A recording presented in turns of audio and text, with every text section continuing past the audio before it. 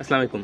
আমার সামনে যে বাচ্চাটা দেখতে পাচ্ছেন, এটা হচ্ছে আজকে সকালবেলা জন্মেছে আরকি। তো বাচ্চার দিক দিয়ে সবসময় একটা জিনিস খেয়াল রাখবেন, যাতে করে হচ্ছে বাচ্চা না খেয়ে বুকের হাড্ডি এগুলা আরকি বেরিয়ে যেতে না আসে। এগুলো যদি বেরিয়ে আসে তাহলে কিন্তু বাচ্চা হচ্ছে জবরদস্তি হবে না। তো বাচ্চাকে হচ্ছে সবসময় খাবার দিতে হবে সবথেকে ভালো প্রোটিন জাতীয় খাবার, যেমন গম, ভুট্টা, ডাবরি, পপকর্ন এগুলো আরকি খাবার দিলে, বিশেষ করে হচ্ছে রেসিং কবুতরের মিক্সড খাবার দিলে সবথেকে ভালো হয় বাচ্চার জন্য।